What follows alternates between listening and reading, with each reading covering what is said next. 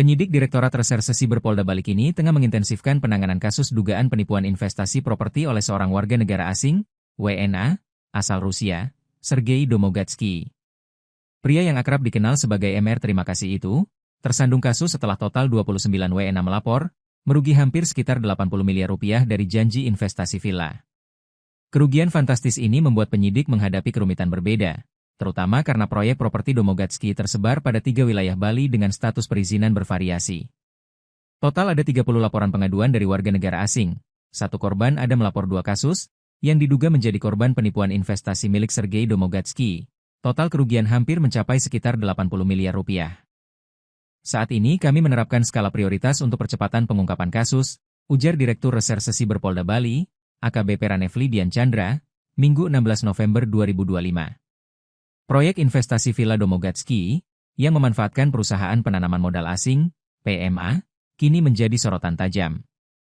Investigasi menemukan mayoritas kegiatan pembangunan belum memiliki perizinan dasar yang diwajibkan oleh pemerintah daerah. Sergei Domogatsky tercatat terlibat dalam perusahaan PMA seperti PT Indo Heaven Estate di Kelungkung dan PT Eko Komplek Group Indonesia di Bangli. Sebagian besar kegiatan pembangunan belum dilengkapi dengan perizinan dasar yang diwajibkan, baik pada tahap awal maupun selama progres konstruksi. Penyelidikan mendalam menunjukkan status proyek villa di 3 kabupaten, yaitu Tabanan, Kelungkung, dan Bangli, memiliki kondisi serta tingkat pelanggaran perizinan yang berbeda. Perbedaan ini memberikan gambaran komprehensif terkait metode operasional yang Domogatsky terapkan. Penelusuran perizinan di tingkat daerah menjadi krusial untuk membongkar tuntas semua dugaan pelanggaran hukum. Kami perlu mengumpulkan semua bukti perizinan yang ada di setiap daerah, karena pelanggaran properti seringkali menjadi pintu masuk untuk mendalami dugaan penipuan investasi yang lebih besar, jelas AKBP Ranefli. Proyek di Kabupaten Tabanan, misalnya saja, berada tepat pada zona peruntukan pariwisata sesuai rencana tata ruang wilayah. Namun, proses perizinan resmi atas nama pihak terkait belum ditemukan oleh instansi teknis yang berwenang. Instansi terkait juga belum melakukan pengecekan lapangan secara menyeluruh, sehingga membuat proses verifikasi awal berjalan lambat. Lokasi di Tabanan masih berupa lahan kosong, hanya diketahui adanya penyewaan lahan oleh WNA tersebut tanpa ada tindak lanjut pembangunan atau perizinan yang menyertai aktivitas tersebut. Situasi berbeda terjadi di Kabupaten Kelungkung, di mana proyek villa dan townhouse sudah berjalan di bawah naungan PT Indo Heaven Estate.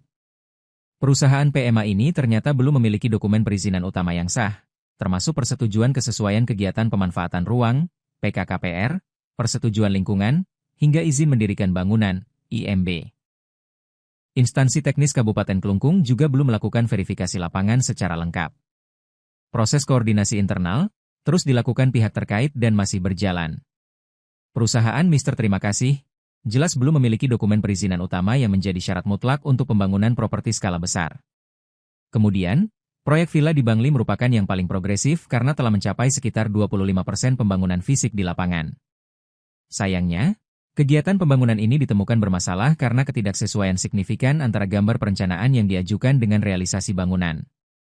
Selain itu, proyek Bangli tidak memiliki persetujuan lingkungan yang sah dan dokumen yang diunggah pada sistem perizinan tidak sesuai identitas perusahaan. Penghentian kegiatan sementara, penyegelan, serta rencana pelaporan lebih lanjut ke tingkat pusat, mengingat adanya indikasi pengunggahan dokumen palsu atau tidak sesuai identitas pun dilakukan.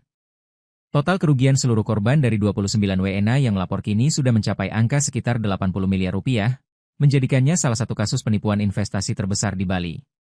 Penyidik Siber Polda Bali menghadapi tantangan ganda, yakni dugaan penipuan online dan investigasi pelanggaran hukum properti.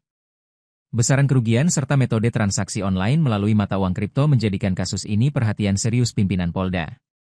Tingginya nilai kerugian dan jumlah korban membuat kasus ini menjadi perhatian serius, bukan hanya karena dampak individual, tetapi juga menimbulkan kekhawatiran terhadap iklim investasi di Bali, papar AKBP Ranefli.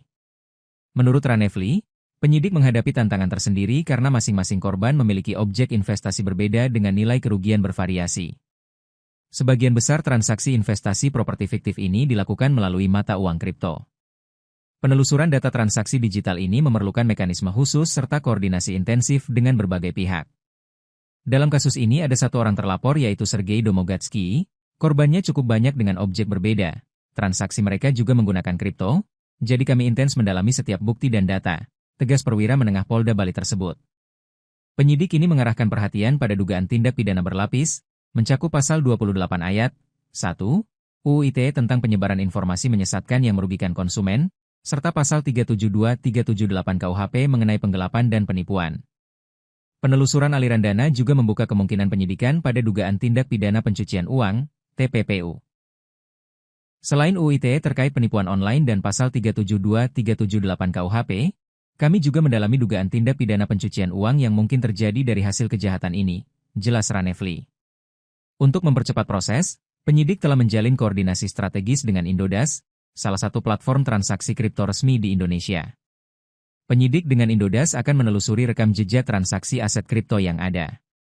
Selain itu, koordinasi bersama Pusat Pelaporan dan Analisis Transaksi Keuangan, PPATK, tengah dilakukan untuk mendalami potensi aliran dana mencurigakan yang terkait kejahatan keuangan. AKBP Ranefli memastikan kasus ini sudah resmi naik ke tahap penyidikan, menandakan adanya bukti permulaan yang cukup kuat. Kami sudah menjalin sinergi dengan Indodax dan PPATK untuk menelusuri aliran dana dan transaksi kripto yang melibatkan terlapor dan korban dalam perkara ini, tambahnya. Kasus investasi Domogatsky ini sejak awal menjadi atensi khusus pimpinan Polda Bali karena dampaknya terhadap stabilitas investasi dan citra keamanan bisnis di Bali. AKBP Ranefli menegaskan bahwa proses hukum akan tetap profesional dan sesuai prosedur. Keputusan menaikkan kasus ke tahap penyidikan ini membuka pintu bagi penyidik untuk segera melakukan pemanggilan terhadap terlapor, Sergei Domogatsky. Karena kasus ini sudah resmi naik sidik, dalam waktu dekat penyidik segera akan melakukan pemanggilan terhadap terlapor untuk dimintai keterangan lebih lanjut, pungkas AKBP Ranefli. Polda Bali mengimbau supaya warga asing dan domestik yang merasa menjadi korban untuk segera melapor. Polda Bali fokus terhadap penanganan kasus ini untuk menjaga iklim investasi di Bali.